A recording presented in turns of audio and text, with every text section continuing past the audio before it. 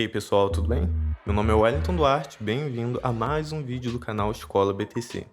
Este vídeo faz parte de um curso gratuito aqui no YouTube e deixarei o link da playlist com todas as aulas sobre criptomoeda para você seguir na ordem cronológica.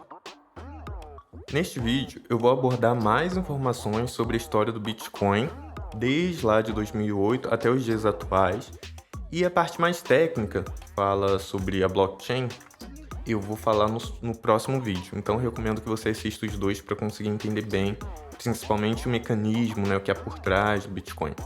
Um outro aviso é que ao longo do vídeo eu faço comparações entre o valor do Bitcoin no passado e o valor do Bitcoin hoje. Só que o hoje do vídeo é referente ao final do mês de maio e começo do mês de junho de 2022. Eu já estou no final do mês de junho, o momento que eu estou gravando esse áudio, e o valor do Bitcoin caiu muito. Então pode ser que quando você vai assistir esse vídeo esteja um valor completamente diferente. Dito isso, não se esqueça de se inscrever no canal para continuar acompanhando os vídeos educativos e também compartilha com quem você acha que vai tirar melhor proveito deles, tá bom? Bom, depois de muitas tentativas desde lá dos anos 80 em criar uma moeda digital, com várias tentativas e erros de muitos programadores ao longo do tempo, finalmente chega o momento da criação da moeda que revolucionaria o mundo financeiro em muito pouco tempo, o Bitcoin. Bom, a gente vai seguir uma linha do tempo, tá? Para a gente entender os principais marcos da moeda. Então a gente vai começar em 18 de agosto de 2008, quando um domínio chamado bitcoin.org é registrado de forma anônima.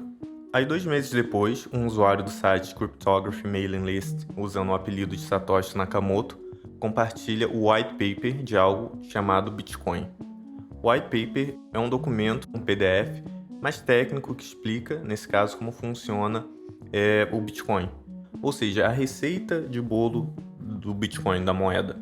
Esse site na qual o tal do Satoshi publicou pela primeira vez o white paper do Bitcoin, o Cryptography Mailing List, é um tipo de fórum online que já existe há muito tempo, desde 92. E eles ali falam sobre assuntos relacionados à matemática, criptografia, ciência da computação, ataques cibernéticos, enfim. Aí no começo do ano seguinte, mais precisamente no dia 3 de janeiro de 2009, a blockchain, que é o sistema na qual roda o Bitcoin, foi de certa forma lançado, porque foi usado pela primeira vez quando o primeiro bloco, chamado de bloco Gênesis, foi minerado. Você não precisa se importar em saber agora muito sobre bloco, que eu vou explicar isso com detalhes no próximo vídeo. O importante é que a gente saber que a blockchain e o Bitcoin, foram criados ao mesmo tempo. Um mês depois, em fevereiro de 2009, em outro fórum da internet, não muito popular, chamado P2P Foundation, um fórum também com pessoas que falavam sobre programação, sistemas descentralizados, ou seja, sistemas nas mãos das pessoas e não de entidades como governo. Sabe os cypherpunks que eu falei no vídeo anterior? Então, esse mesmo usuário, o Satoshi Nakamoto, anônimo, que ninguém sabe quem é, ele fez um post lá com o seguinte título: Bitcoin, implementação de código aberto para uma moeda P2P. P2P é de ponto a ponto, de pessoa para pessoa, ou seja, sem intermediários. Bom, para continuarmos, eu vou precisar te explicar brevemente o que é mineração de Bitcoin, mas no próximo vídeo eu vou destrinchar melhor sobre isso, tá? Bom, a mineração nada mais é do que o processo por qual os Bitcoins são criados, novos Bitcoins são criados. Mineradores são, de forma resumida, pessoas que deixam seus computadores resolvendo códigos criptográficos de segurança dentro da rede do Bitcoin, ou seja, na blockchain. Esses mineradores, ou seja, esses computadores que ficam ali ligados o dia inteiro, eles têm o papel de validar informações dos blocos lá que são criados. Minerar bitcoins consome muita energia de um computador, e quando o computador minerador consegue resolver esse cálculo matemático, ele ganha um pouquinho de bitcoins como recompensa por ajudar a rede. Então qualquer pessoa pode deixar o computador ligado, resolvendo esses códigos da rede, e conforme o computador vai resolvendo, a pessoa pode ir ganhando ali um dinheirinho. Entenderemos isso melhor depois.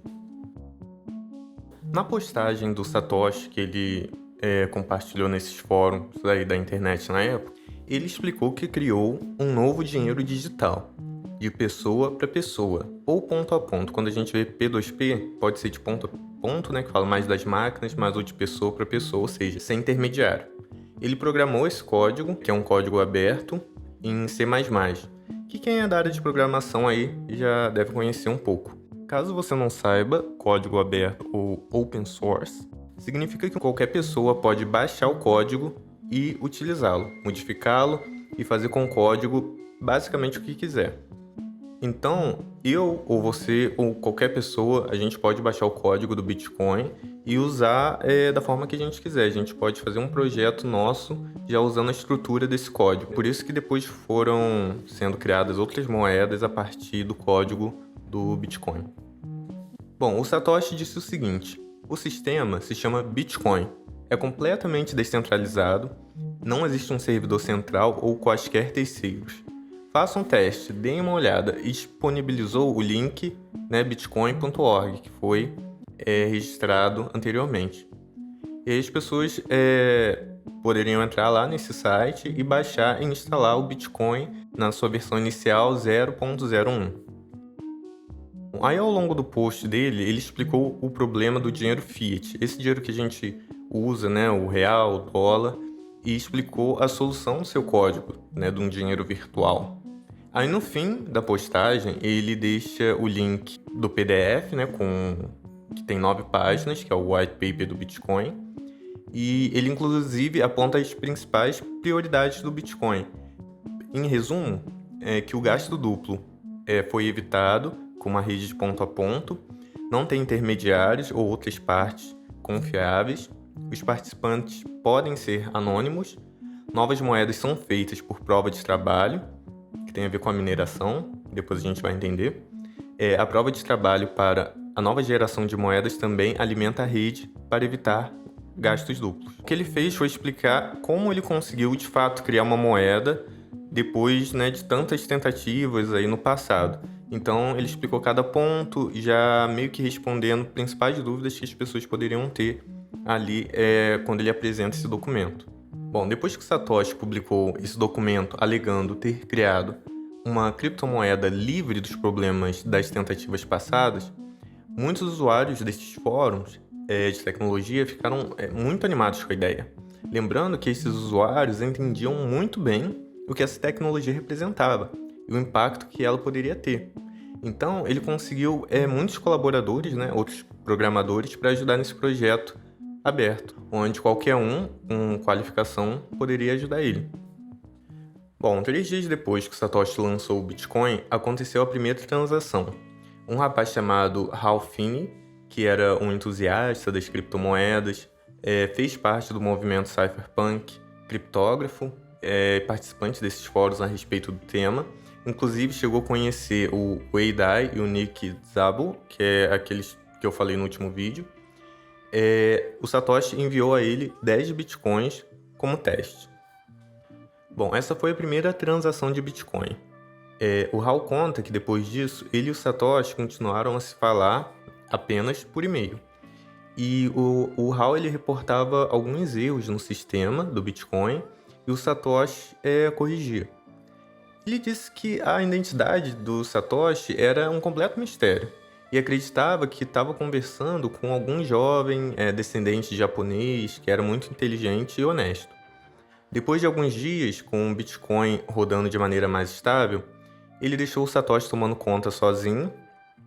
Aí ele disse que no começo, minerar Bitcoin era muito fácil, né? Porque podia se encontrar blocos com uma CPU e não uma GPU, ou seja, não precisava de um computador muito robusto na época, porque, né, tinham menos pessoas fazendo isso. Ele conta que minerou vários blocos ao longo dos dias, mas depois teve que parar porque o computador dele estava ficando muito quente, as ventoinhas fazendo muito barulho. Bom, aí um ano depois, em 2010, que o Hal volta a ouvir falar sobre Bitcoin. E ele disse que ficou surpreso que o Bitcoin ainda estava em funcionamento e que tinha se valorizado muito. Ele conta que tirou o pó da carteira dele, né, onde ele guardava os Bitcoins de forma eletrônica, e ficou aliviado em saber que os Bitcoins ainda estavam lá. Ele transferiu as moedas para uma carteira offline. Depois a gente vai ter vídeo aqui falando mais sobre a questão das carteiras, wallets, enfim.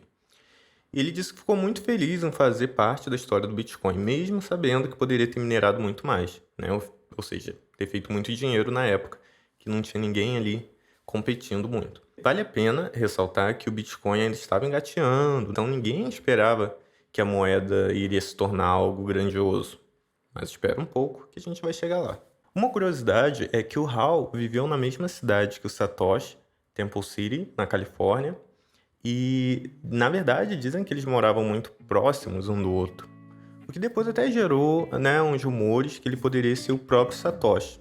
Ele negou. Até porque não faria muito sentido dele ser o Satoshi, porque eu acredito que ele não ia colocar EOS no próprio código do Bitcoin para depois ter que resolver utilizando outro nome, sabe? Não faria muito sentido. Também na Califórnia tem muitos programadores, né? Principalmente por conta do Vale do Silício. Mais tarde, o Hal ele compartilhou lá no fórum Bitcoin Talk, que é um fórum que a gente já vai conhecer, que ele estava doente. Ele estava com o corpo completamente paralisado. O que acontece é que ele foi diagnosticado em 2009 com uma doença chamada de esclerose lateral amiotrófica. Inclusive, teve uma conscientização, não sei se você se lembra, que até teve um challenge do balde de gelo, que foi sobre essa doença. Ele disse o seguinte sobre os bitcoins que tinha guardado. Meus bitcoins são armazenados em nosso cofre e meu filho e minha filha são experientes em tecnologia. Eu acho que eles estão seguros o suficiente. Eu estou confortável com meu legado. Bom, o Hal veio a falecer em agosto de 2014, com 58 anos de idade, e teve seu corpo criogenicamente congelado. Sobre o fórum Bitcoin Talk, ele foi criado em 2009, mais precisamente no dia 22 de novembro, e foi o próprio Satoshi que criou o fórum, dedicado a pessoas interessadas nos detalhes mais técnicos também, inicialmente o lugar onde os mineradores poderiam conversar. Até então a gente tem que entender que o Bitcoin era algo ainda muito novo, poucas pessoas ali participando nesses fóruns, mais entusiastas mesmo da tecnologia e pessoas do meio. E ali nesse fórum, os usuários começaram a minerar bitcoins, transacionar entre eles, enfim, formaram uma comunidade mais forte. E a essa altura do campeonato você deve estar até pensando, mas então o Bitcoin servia para quê de fato? Afinal, esse negócio me parece mais como um joguinho de computador, onde os nerds instalam ali o programa do Bitcoin, aí um manda uma moeda para um, deixa o computador rodando para gerar mais moedas, fica essa troca de moedas fictícias que não serve para nada. Bom, errado você não está. O que eu gosto de frisar é que a gente tem que entender que muitas dessas pessoas eram amantes da tecnologia. Já conheciam muito bem todo o processo, até a chegada do Bitcoin, e eles queriam ver esse projeto crescer. Então, para eles, isso não era uma perda de tempo.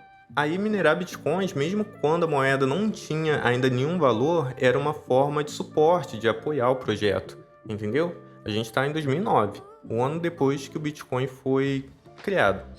Outra coisa também é que o Bitcoin atraiu uma galera que já transacionava em Forex, que é um mercado financeiro descentralizado voltado a transações de câmbio, sendo o maior mercado financeiro do mundo. E os próprios membros, no começo, faziam questão de divulgar e pagar anúncios para promover o Bitcoin. E era uma coisa assim, muito interessante de se fazer para eles. Bom, para quem gosta de tecnologia, criptografia, mercado financeiro, era sim uma novidade, sabe? E é importante a gente entender o que estava acontecendo no mundo nessa época. Quando o Satoshi Nakamoto lançou o Bitcoin, foi logo no começo daquela crise imobiliária de 2008. Que, segundo especialistas, foi a maior crise financeira que tivemos depois da Grande Depressão de 1929. Se lembra? Você já deve ter estudado sobre isso. De forma resumida, foi uma crise que começou nos Estados Unidos que afetou vários países.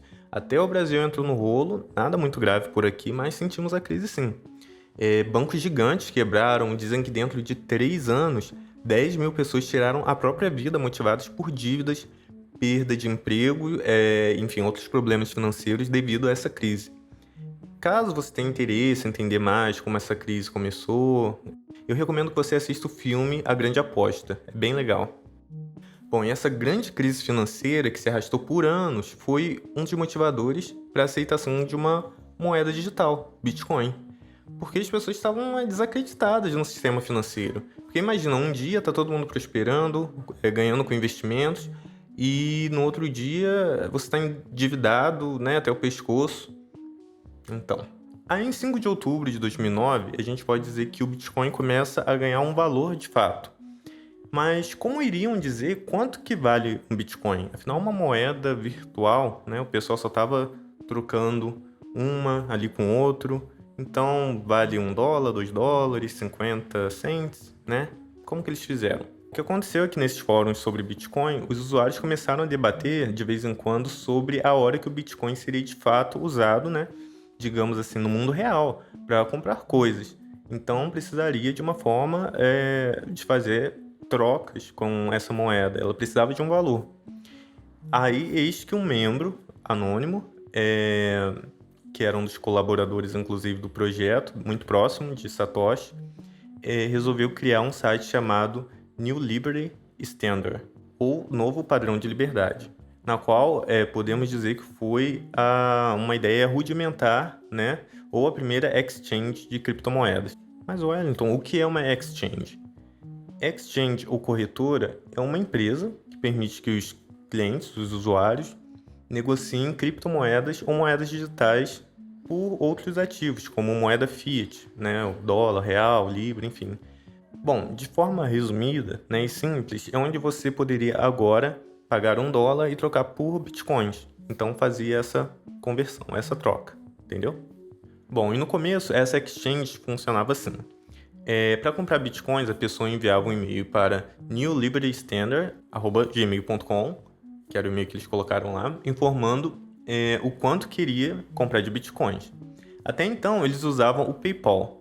Nisso, quem quisesse comprar bitcoins enviava o dinheiro pelo PayPal e o site devolvia em bitcoins depois de algumas horas. Foi a primeira forma que alguém começou a fazer dinheiro de fato com bitcoin, porque eles ganhavam por uma taxa, né, que o dono do site cobrava a cada transação. Bom, ele disse o seguinte lá no site sobre como funcionava a transação, né, a compra de Bitcoin. Nossa taxa de câmbio, caso você não saiba, taxa de câmbio é uma relação entre o valor de moedas, por exemplo, a diferença do dólar para o real. Então, com R$5 mais ou menos você tem $1. Então ele falou que a taxa de câmbio deles era calculada baseando-se no gasto de energia que um computador demorava para minerar um bloco. Você lembra que eu falei que o computador tem que ficar ligado, resolvendo um cálculo matemático?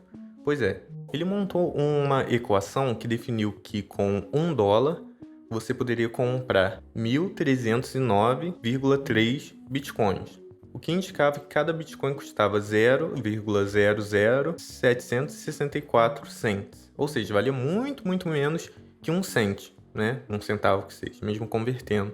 Bom, então o Bitcoin foi calculado baseando-se no custo de energia elétrica que se levava para minerar os blocos, né? Então isso que é importante de saber. Eu vou colocar o cálculo aí mais ou menos na tela, como que ele fez, se você quiser pausar e dar uma olhada, beleza? Hoje, um mero Bitcoin, um Bitcoinzinho, tá custando aí quase $30 mil, aproximadamente R$143 mil. Tem ideia?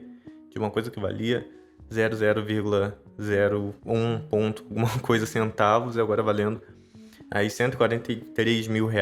Hoje que eu tô gravando, depois, né, a tendência é aumentar. Inclusive, se você quiser conferir o preço do Bitcoin hoje, é só entrar lá no nosso site, escolabtc.com.br/Bitcoin hoje, e você vai ver o preço atualizado da moeda e de outras moedas também, beleza? Vou deixar o link na descrição. Bom, aí depois de uma semana, né, que o Bitcoin foi precificado, mais precisamente no dia 12 de outubro de 2009, um rapaz chamado Martin Malm, que também foi um dos principais colaboradores lá do Satoshi Nakamoto no início do Bitcoin, ele realizou a primeira transação conhecida, né, de uma venda de Bitcoin para um outro usuário. No caso, ele vendeu 5.050 Bitcoins por $5,02, sendo pago pelo PayPal. Bom, e essa transação, segundo ele mesmo, foi mais um incentivo para ajudar, né, o desenvolvimento ali da New Liberty Standard, que foi essa primeira exchange, né, que fez a precificação, enfim. O assunto de um sistema para compra e venda de Bitcoin já havia sendo conversado entre o C. Martin e o Nakamoto, porém ainda nada tinha sido colocado em prática. Ele disse que ficou, enfim, feliz de ajudar e afundar, né, a primeira plataforma para comercialização de Bitcoin. E depois de um tempo foram surgindo outros pequenos exchanges, né, como a bitcoinmarket.com, e aí a gente vai conhecendo ao longo do vídeo. Bom, agora que o Bitcoin já tem um preço, já está sendo trocado por dólares em uma exchange, chega o momento em que alguém se questiona quando de fato vai poder comprar alguma coisa com essa bendita moeda. Então, eis que chega o dia em que lá no fórum, né, Bitcoin Talk, novamente, um membro do fórum, que é um programador chamado Laszlo, que inclusive foi, né, um dos primeiros mineradores de Bitcoin, cria um tópico e posta o seguinte, no dia 18 de maio de 2010. Pagarei 10 mil Bitcoins por algumas pizzas, talvez 2 grandes. Assim, quem sabe, sobra um pouco para o dia seguinte. Eu gosto de ter pizza sobrando para beliscar mais tarde. Você mesmo pode fazer a pizza e trazê-la na minha casa, ou encomendá-la para mim em alguma pizzaria local, mas o que pretendo é receber comida em troca de Bitcoins, onde eu não tenha que pedir ou preparar eu mesmo. Tipo como pedir um prato de café da manhã, em algum hotel ou algo assim. Eles apenas trazem algo para você comer e você fica feliz. Bom, aí ele descreveu mais ou menos os sabores que ele gosta e termina o post dele com: se tiver interesse, me avise e podemos fechar negócio. Obrigado, Laszlo. Bom, nessa época, cada minerador de sucesso era recompensado com 50 bitcoins por descobrir um novo bloco. Isso significava que bastava minerar 200 blocos para ganhar 10 mil bitcoins. O que não era particularmente difícil, considerando que não tinha muitas pessoas competindo ali na rede para minerar naquele momento. 10 bitcoins na época valia mais ou menos aí uns 30 dólares, né, de acordo com o cálculo lá da exchange. Aí 3 dias depois, ele disse que conseguiu fazer negociação. Um usuário do fórum, um jovem de 19 anos, cujo nome lá era Jerkos, que ele comprou uma pizza na Papa John's e mandou entregar na casa do Laszlo. Bom, em entrevistas, né, feitas anos depois, o Laszlo disse não ter se arrependido, né, já que não tinha como ele saber que o Bitcoin ia se valorizar tanto nos próximos anos.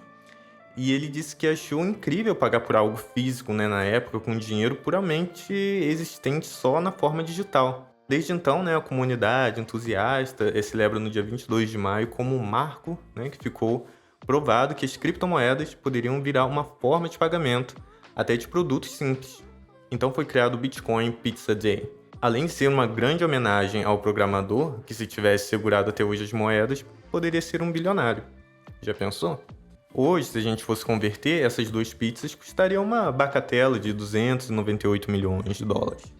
Ou quase 1,5 bilhão de reais. Imagina? Inclusive, esse tópico lá do fórum Bitcoin Talk tá ativo até hoje. O pessoal fica lá comentando, comemorando. E se você quiser ver como essa farra começou, eu vou deixar o link aqui na descrição que você pode dar uma olhada. É super legal. When I say Bitcoin, you say what? Pizza. This is Laszlo Hanyet of Jacksonville, and it was a pizza delivery order 9 years ago that began the cryptocurrency craze. I just told people I wanted a pizza and I want to pay with Bitcoin. I didn't want a gift card. I didn't want some weird exchange. I wanted to give you Bitcoin and you give me pizza. People ask me, "Oh man, what an idiot! Why don't you keep that Bitcoin?" And it's like, well, you know, somebody had to start it off. Bom, aí o tempo foi passando e o Bitcoin de menos de 1 centavo, né, 1 cent, já estava valendo 20 cents no fim de 2010. No dia 27 de novembro desse mesmo ano, um usuário do fórum posta sobre a primeira pool de mineração de Bitcoin. O nome do usuário é Slush e a sua pool se chama Slush Pool. Deixa eu explicar. Uma pool de mineração de criptomoedas, pool significa piscina em inglês, é um espaço que permite que os mineradores se juntem e possam trabalhar de forma cooperativa. Lembra que eu expliquei o que é mineração um pouquinho? Que cada pessoa poderia minerar sozinho, então deixava o computador lá funcionando, o computador ficava resolvendo os códigos matemáticos. Então, a partir de então, criaram essa nova modalidade. Super legal. Bom, a intenção do seu criador era unir forças dos mineradores de baixo poder computacional. Isso para enfrentar a crescente prática de mineração usando GPU, né, que cresceu ali muito com Bitcoin, né, nasceu com Bitcoin. Ou seja, muitos mineradores estavam usando computadores cada vez mais fortes, mais potentes, né, utilizando placas de vídeo para fazer essa mineração. Bom, o resultado dessa visão interessante foi surpreendente, porque permitiu que esses mineradores obtivessem melhores lucros, né, e trabalhando em grupo, né, e não mais sozinho. Então foi uma ideia bacana. Eu vou explicar mais sobre pool de mineração em outros vídeos, mas acho que já deu para entender mais ou menos quando isso começou, por quê. Um mês depois dessa pool aí de mineração de Bitcoin ser criada, mais precisamente no dia 15 de novembro de 2010, um site chamado The Underground Economist posta uma matéria com o título "Por que o Bitcoin não pode ser uma moeda?", né, declarando a morte do Bitcoin. Porque quanto mais as pessoas estavam ali transacionando bitcoins, minerando bitcoins, o negócio ia ficando maior e valendo cada vez mais. E claro que tudo que vai ficando muito popular começa a se tornar controverso, né? Haters. Mas a partir daí que a gente vê que a mídia começa a adotar o tema Bitcoin nas suas pautas. Isso é apenas o começo que está por vir. A gente vai ver muitos escândalos ainda por aqui.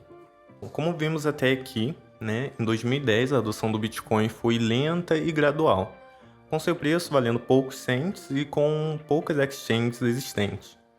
Lembrando que até então o Bitcoin aparecia na mídia mais relacionada a finanças, né, o que atraía mais esse pessoal aí que já investia em uma coisa ou outra, foram entrando nesse negócio aos poucos. E indo para 14 de junho de 2011, um Bitcoin estava valendo aí mais ou menos entre 19 e 22 dólares. A moeda estava bombando com um crescimento gigantesco. Até então, esse ano de 2011 é um ano de grande importância no reconhecimento da moeda, principalmente por conta da Wikileaks. Bom, vou explicar. A Wikileaks é uma organização sem fins lucrativos sediada na Suécia e criada pelo australiano Julian Assange. Se trata de um site bem polêmico, na verdade, que divulga documentos confidenciais tidos de empresas, governos e pessoas importantes de todo o mundo, sendo que qualquer pessoa pode colaborar com essa organização, né, enviando documentos confidenciais de uma forma totalmente anônima. Para quem viu, né, os últimos vídeos na qual eu falo sobre o movimento Cypherpunk, já deve estar ligando aos pontos, vendo mais ou menos como que é a pegada desse site. Ao longo do tempo, ativistas, jornalistas, políticos e afins usaram a plataforma para revelar segredos de empresas, governo. Inclusive aquela comunidade de hackers anônimos também já contribuiu com o Wikileaks. Era assim, um site muito polêmico, que soltava bombas assim, sobre políticos, governo, bem sério. E em 2010 o site ganhou uma relevância muito grande na internacional. Provavelmente você talvez lembre um pouquinho disso, quando um ex-soldado americano vazou alguns vídeos que mostravam os soldados norte-americanos lá matando jornalistas em Bagdá. Enfim, isso foi um bafafá na época, eu me lembro que saía em todo lugar, foi algo assim que deu uma visibilidade muito grande para o Wikileaks. Mas o que isso tem a ver com o Bitcoin? Em novembro de 2010, a Wikileaks foi colocada numa lista negra que impedia de arrecadar fundos por meio de plataformas de pagamento, que na época eram a Mastercard, Visa, o PayPal. Aí os usuários lá do fórum Bitcoin Talk começaram a discutir se deveriam aconselhar o Assange a aceitar doações em Bitcoin. Mas o Satoshi, ele não gostou dessa ideia não. Ele, como fundador do Bitcoin, se opôs fortemente a isso. Ele disse que teria sido uma boa ideia receber essa atenção em qualquer outro contexto. O que a Wikileaks fez foi chutar um ninho de vespas e um enxame poderia vir na direção da comunidade do Bitcoin. Bom, depois que Satoshi escreveu isso, ele desapareceu, sumiu no mapa, até hoje. E o problema ali para o Satoshi era que a última coisa, né, que eles queriam para uma moeda digital que estava começando a ganhar força, mas ainda estava muito no começo, era a atenção indesejada do governo. E como quase todos os outros meios de pagamento se recusavam a processar doações para a Wikileaks, a solicitação de doações para a Wikileaks via Bitcoin era questão de tempo.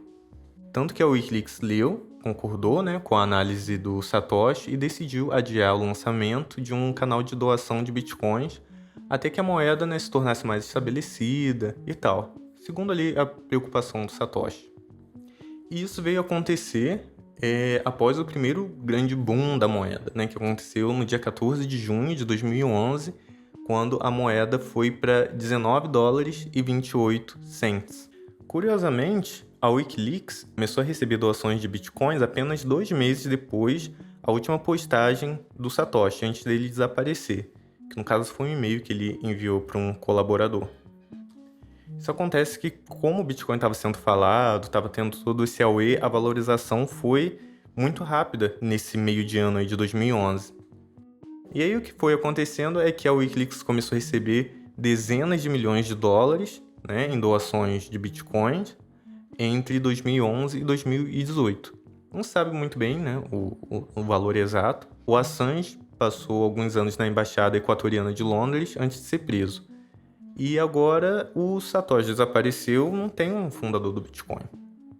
Como é que fica?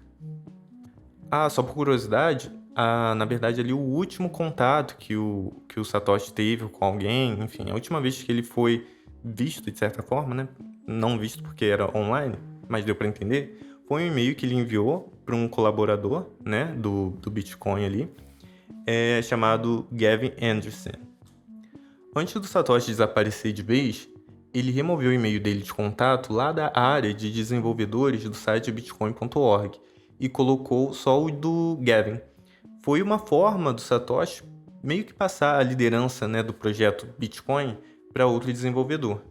Só que se a gente parar para pensar um pouco, até que o sumiço do Satoshi foi uma coisa interessante, porque agora o projeto Bitcoin não tinha um líder, né, não tinha um nome, mas sim um grupo de colaboradores, fazendo com que houvesse mais liberdade para esses outros programadores, sem parecer que o Bitcoin tem um dono.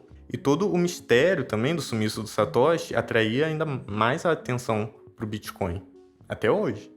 E por curiosidade, quando o Satoshi sumiu de vez, ele tinha com ele 1 milhão de Bitcoins, que hoje dá aí aproximadamente 29 bilhões de dólares. A carteira dele possui quase 5% de todo o Bitcoin já minerado. Mas ninguém jamais, né, processou uma transação através do endereço da carteira dele. Então é um completo mistério. Será que ele morreu? Será que... O que aconteceu? Né? Vai ter vídeo sobre isso.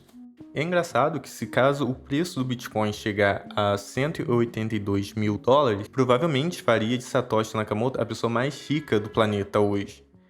Lembrando que um Bitcoin já chegou no seu pico, até hoje, a 67 mil dólares. Então, isso é algo que pode acontecer em pouco tempo. Imagina se ele aparece depois disso, o plot twist. And so it was just me and my email address who was suddenly getting all of the attention. And I think that was Satoshi's way of kind of saying, you know, you're the leader of the project now. There was one particular email where he told me that he was going to step away from the project and do something else. He never told me what else he's going to do or that he is doing. I had just been invited to give a talk at the CIA, and I told Satoshi that I accepted the invitation to go speak at the CIA. After he sent that email to Satoshi telling him that he was planning on going to the CIA, he never heard from Satoshi again, and that was essentially the last time anybody heard from Satoshi.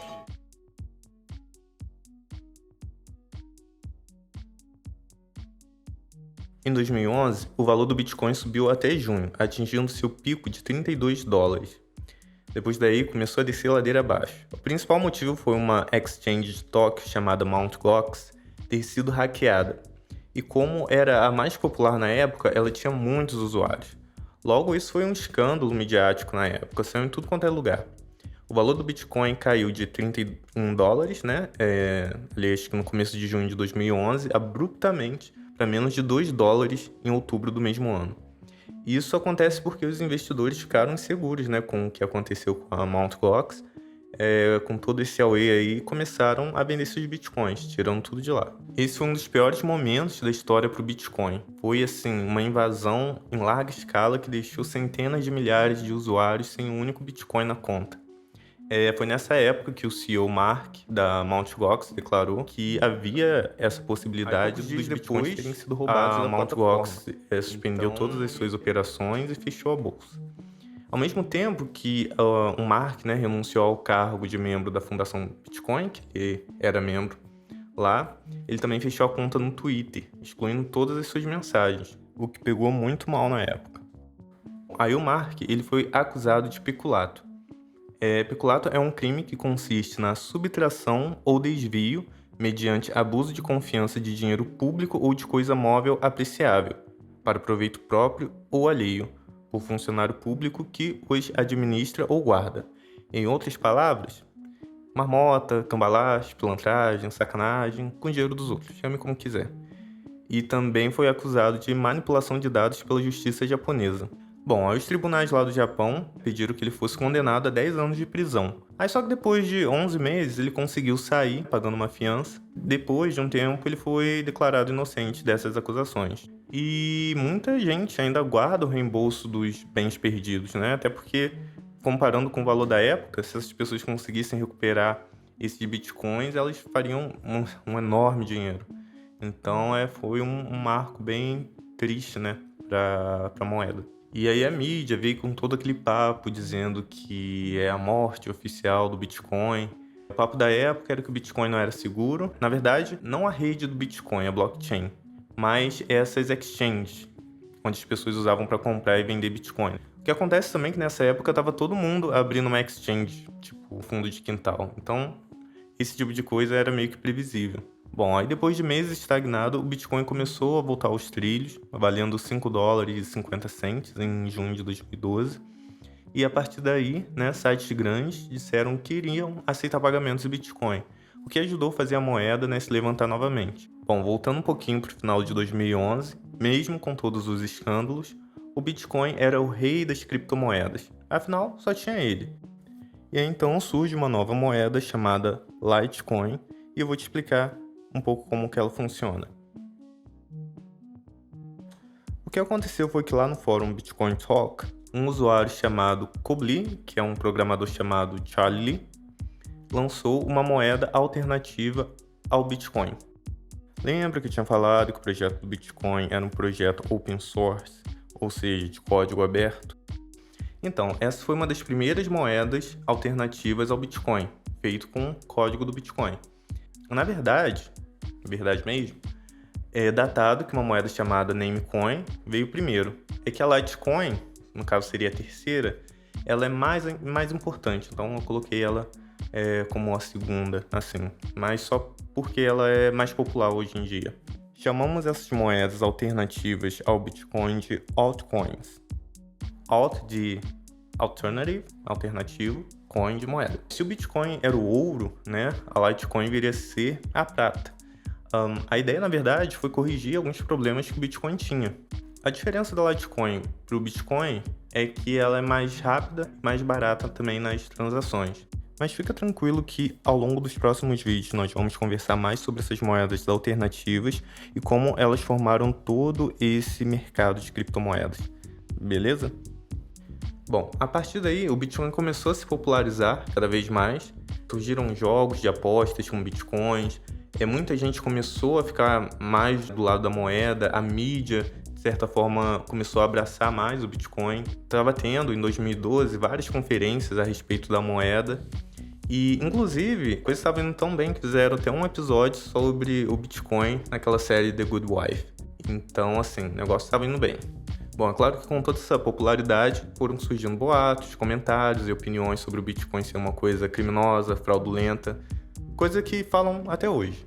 Bom, aí para lidar melhor com isso e promover o desenvolvimento do Bitcoin, foi fundada a Bitcoin Foundation, né, a fundação do Bitcoin, em setembro de 2012. Uma fundação sem fins lucrativos. Ela foi fundada por o Gavin Andresen, aquele que eu falei anteriormente, e nessa época o Bitcoin estava valendo aí mais ou menos $11 e pouquinho. Pulando para 2013, em 2 de outubro, Ross Ulbricht, conhecido pelo pseudônimo Dead Power Roberts, é preso. Vou explicar a treta. Bom, ele era proprietário do e-commerce Silk Road, um site da Darknet, ou mercado negro da internet, embora não é certo usar essa expressão. Era um site onde as pessoas poderiam comprar drogas e armas de forma anônima. O site foi lançado em 2011. Para ter uma ideia, a partir de 2012, as vendas anuais eram estimadas em 22 milhões de dólares. Então, o que acontece é que para conseguir vender essas coisas e não ser rastreado pela polícia, ele começou a aceitar bitcoins como forma de pagamento. Afinal, você se lembra, né, que Bitcoin é uma moeda sem intermediários, sem um governo, um banco por trás. Não ia demorar muito para alguém fazer algo assim. E aí, logo começou a mídia, né, bater em cima sobre as pessoas estarem comprando drogas nesse site e que o Bitcoin era uma forma de fazer tudo de forma anônima. E aí, né, começou mais um rolo envolvendo o Bitcoin. Bom, então a gente tinha um site totalmente anônimo, com dinheiro anônimo, onde as pessoas poderiam comprar drogas recreativas, né, entre muitas aspas, entre várias outras coisas, sem interferência das autoridades. Bom, era assim que definiam o site. Só que o que pegava? A polícia, ela não conseguia descobrir informações sobre o site porque era usada a rede Tor, que é um software de código aberto que proporciona comunicação anônima. Resumindo, era criptografia pesada, eles não conseguiam descobrir nada ali sobre o site. E aí o anonimato do Ross, né, durou 2 anos. Há uma estimativa que esse site dele vendeu mais de 1,3 bilhão de dólares em Bitcoin, né, de droga, arma, enfim.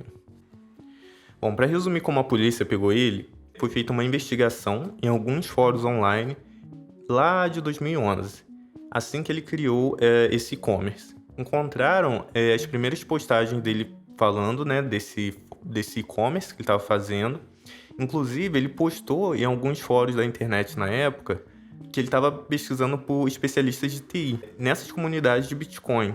Então, ele usava os fóruns meio que também para atrair interessados, né? Poxa, vou começar a vender droga, você vai poder comprar por Bitcoin, enfim. Só que ele fez isso e não apagou, esqueceu essas contas, essas postagens para lá.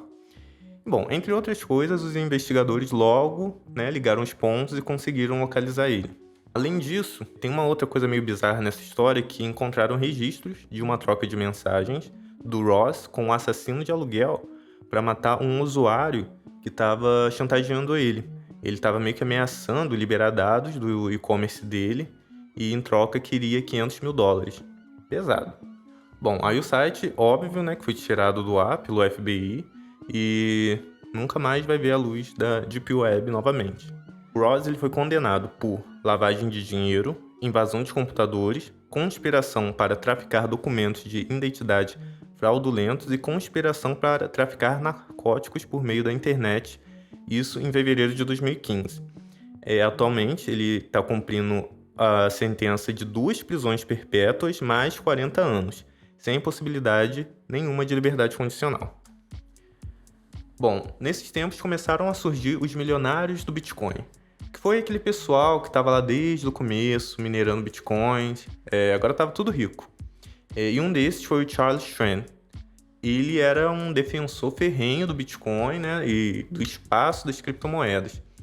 Ele passou 2 anos na prisão por atividades relacionadas a um negócio de transmissão de dinheiro não licenciado e deu um rolo que eu vou contar para vocês. Bom, o que acontece é que lá em 2011 ele lançou uma exchange chamada BitInstant, que a premissa era fazer transações mais rápidas que as outras exchanges da época. E foi um sucesso imediato. Ele, em muito pouco tempo, fez muito dinheiro com essa exchange. Ele contratou um monte de gente para trabalhar na empresa, foi uma loucura. Essa exchange chegou a representar cerca de 30% de todas as transações de bitcoins na época. No processo, atraiu atenção significativa de, enfim, vários investidores famosos. Inclusive, foi na ascensão da BitInstant que o Charlie se tornou vice-presidente da Fundação Bitcoin.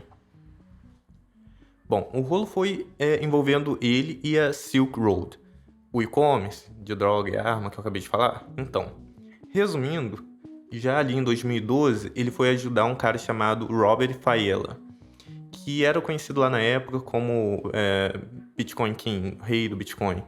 Enfim, e era uma negociação de mais de 1 milhão de dinheiro por participação de Bitcoin, que seria então transferidas por meio de negociação para clientes da Silk Road.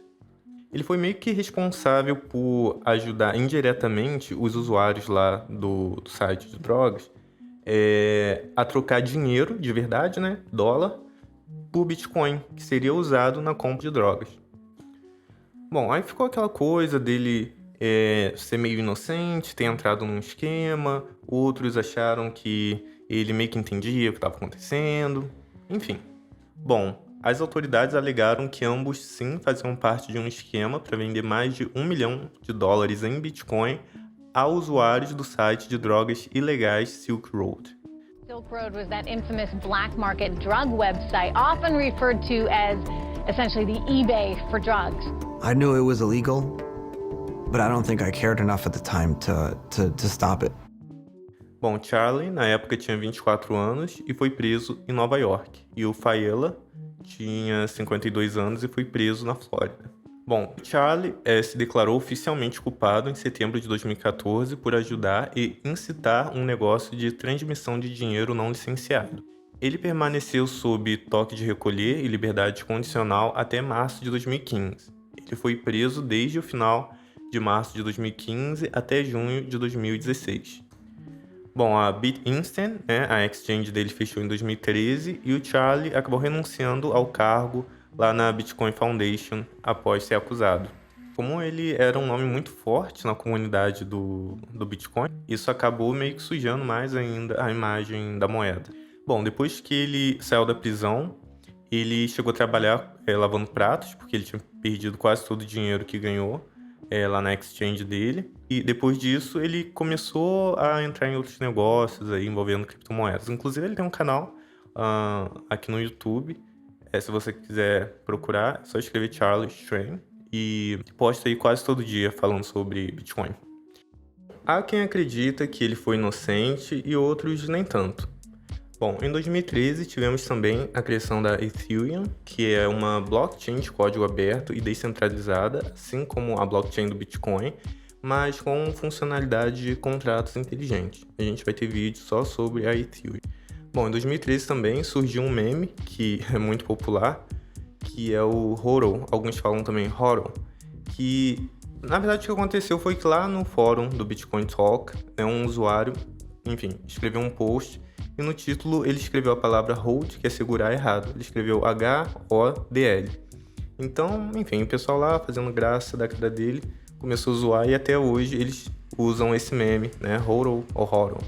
E basicamente significa, quando você vê alguém falando de hold, segurar, a pessoa, que tem bitcoins, ficar segurando, esperando a moeda se valorizar para, depois vender ou continuar juntando, guardando ou trocar por outras moedas. E chegando em 2014, que já foi um ano mais calmo para o Bitcoin, mas a valorização e a adoção da moeda foi muito grande. Para você ter uma ideia, um Bitcoin no dia 1º de janeiro de 2013 valia $13,30. Já no dia 1º de 2014, ou seja, um ano depois, a moeda deu um mega salto para $770. E termina um ano com uma queda de quase metade do valor que iniciou, valendo $313. Como você vai vendo, o valor do Bitcoin oscila muito, mas vai crescendo ao longo do tempo. E esse foi um ano onde algumas empresas de apostas online adotaram o Bitcoin como forma de pagamento, assim como, várias outras empresas, como a Microsoft, para comprar jogos de Xbox, para comprar um Windows também. Nesse ano, várias altcoins foram criadas, como a Tether, que é uma stablecoin ou uma moeda estável. Basicamente significa que ela foi feita para ter um preço fixo de uma moeda fiat, assim como o dólar, Então, no caso da Tether, ela sempre vai valer $1. Então, um Tether, $1. E ao passar do tempo, várias outras moedas foram sendo criadas, formando um mercado gigantesco, de criptomoedas. Mas sempre tendo ali o Bitcoin como a moeda mais transacionada, a mais tradicional, se a gente pode falar assim, com maior valor de mercado. Hoje, o Bitcoin é o maior criptoativo do mundo, avaliado em valores que excedem hoje mais de $600 bilhões, sendo a 14ª maior moeda do mundo. Para comparar, o real brasileiro, ele no momento é o dono da 12ª posição. Então você vê como que foi um negócio que começou pequenininho e rapidamente foi dando saltos, e a gente não faz ideia de onde vai parar. Mas vamos continuar aqui na nossa linha do tempo. Até aqui eu quis trazer os pontos, né, de maior destaque relacionados ao Bitcoin até aí o ano de 2013, 2014, onde aconteceram muitas coisas. Então, caso você não tenha acompanhado as notícias, nunca, enfim, se ligou em Bitcoin, agora você conseguiu meio que sentir a vibe da moeda, tudo que aconteceu, beleza? Então, a partir de agora, a gente vai indo um pouco mais rápido os acontecimentos, porque foram coisas assim, meio que repetidas, né, de coisas que aconteceram anteriormente. Então vamos meio que ir falando agora do valor do Bitcoin ao longo dos próximos anos. Bom, eu vou sempre estar falando do valor do Bitcoin no dia 1º de janeiro de cada ano, tá bom? Então vamos lá. Em 2015, um Bitcoin, né, uma moeda de Bitcoin, valia $313. No ano seguinte, dia 1º de janeiro de 2016, um Bitcoin valia $434. Em 2017, um Bitcoin valia $997. Em 2018, um Bitcoin valia $13.412. Bom, a explicação para essa alta repentina que aconteceu em 2017 é, na verdade, um conjunto de vários fatores. Um deles é que várias pessoas começaram a investir em Bitcoin por acreditar que o valor aumentaria mais e mais, então elas ganhariam mais dinheiro, ou seja, começaram a especular. Vários investidores de nome, vamos dizer assim, começaram a investir muito dinheiro, né? E isso chamou muita atenção do público em geral. Em outubro de 2017, a Visa anunciou um punhado de cartões de crédito e débito relacionados ao Bitcoin. E com mais formas de usar o Bitcoin, isso provavelmente fez com que mais pessoas começassem a adotar a moeda, ter um interesse. Então, influenciou para ter esse salto no valor da moeda. Bom, em 2019, um Bitcoin valia 3.869. Uma queda. De novo, vou explicar o que aconteceu. Houve uma queda de até 80% no valor do Bitcoin em 2018. A coisa foi tão feia, né, que surgiu até o termo criptoinverno, que é quando o preço das criptomoedas cai constantemente por vários meses. Então, nesse ano de 2018, para muita gente, foi o ano, assim, data limite. O ano que seria o fim do Bitcoin de vez. E foram muitas coisas acontecendo, uma atrás da outra, em muito pouco tempo. Daria para fazer um vídeo bem grande só sobre isso, mas eu vou resumir. E bom, os principais fatores que geraram essa queda foi uma alta adesão do Bitcoin por especuladores, ou seja, quem queria enriquecer rapidamente, como aconteceram com aqueles caras lá atrás, e meio que tiraram o delas da reta, né, quando viram que isso não ia acontecer. Então, foi um problema. A ameaça do governo coreano em proibir o Bitcoin. Os anúncios também sobre o Bitcoin começaram a ser proibidos em fevereiro. Anúncios no Facebook, no Google, no Twitter. Também teve um escândalo lá com a moeda Tether. Foram feitas restrições do Bitcoin na Índia e na Coreia do Sul. Houve também proibição de criptomoedas por cartões de créditos por diversos bancos. Governos de alguns países começaram a exigir dados de corretores e cobrar impostos pelas transações dos usuários, gerando uma insegurança nos investidores. Também teve a divisão da moeda Bitcoin Cash em duas, entre um tanto de coisas. Bom, vamos continuar. Em 2020, um Bitcoin valia 7.188. Em 2021, um Bitcoin valia 29.391. Bom, o que aconteceu em 2021 foi que quando a pandemia, né, cresceu e começou meio que fechar a economia, isso despertou um medo, né, de ter uma pressão inflacionária, ou seja, o preço de tudo subir comparado com o dólar americano. Então, o preço do Bitcoin começou a acelerar. O pessoal preferiu investir em Bitcoin. Então, em dezembro de 2020, o preço do Bitcoin aumentou mais de 300% desde janeiro. Aí o ano terminou com um Bitcoin valendo $29.000.374. Foi o mais alto de todos, né? O pico mais alto até então. Já em 1º de janeiro de 2022, um Bitcoin valia 47.743. Em novembro de 2021, o Bitcoin chegou ao seu valor máximo até a gravação desse vídeo, né? Chegando a $68 mil. Um Bitcoin, $68 mil. E aí, nesse ano, o Bitcoin teve algumas quedas e no meio de maio o preço variou em $29 mil, mais ou menos. cada Bitcoin. Eu gosto de falar cada Bitcoin porque, né, a gente fica lembrando que essa moedinha, cada uma valia menos de 1 centavo, e agora tá valendo 29 mil dólares. Bom, tem uma coisa que se chama halving no Bitcoin, é um evento que acontece a cada 4 anos, mas eu não falei nesse vídeo porque eu vou explicar melhor no próximo. Então, caso alguém tenha tido curiosidade a respeito disso, que conhece isso, eu vou falar mais no próximo vídeo, tá?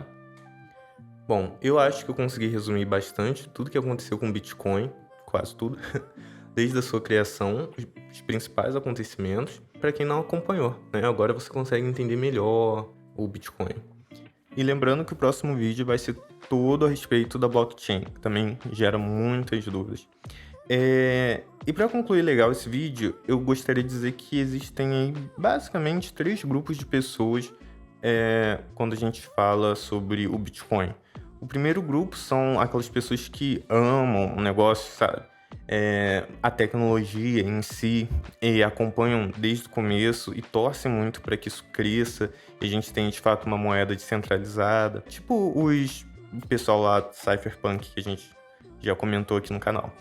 E num segundo grupo nós temos, que eu diria talvez a maioria das pessoas que se interessam por criptomoedas, pessoas que entraram na onda do Bitcoin, mas não na onda da tecnologia em si, mas sim na onda do enriquecer em si, né? Ou seja, aquelas pessoas que viram os milionários surgindo com Bitcoin, pessoas fazendo muito dinheiro, e veem isso como uma forma de negócio, de investimento, enfim. Bom, e aí temos um terceiro grupo de pessoas que não acredita no Bitcoin, não leva muito a sério, ou realmente tem uma crítica muito dura quando a gente fala do pessoal mais da economia, que acha que não é uma coisa de real valor, é uma coisa muito especulativa. Então fica essa divisão aí, né, entre esses grupos. E claro, tem a maioria das pessoas que nem fazem ideia do que é de fato Bitcoin, né, só ouviu falar. E eu aqui não gosto de dar minha opinião, o que eu acho, porque eu tô passando só um conteúdo, né? E aí vale você, enfim, refletir o que você achou de toda essa história, se você acha que é algo que é realmente interessante, se é algo só especulativo. Eu quis trazer todos os pontos, tanto os pontos positivos quanto os negativos, para que você construa sua própria opinião a respeito do Bitcoin e, consequentemente, a respeito de todo esse mercado. E você pode deixar a sua opinião nos comentários desse vídeo e vamos interagir, né? Por que não?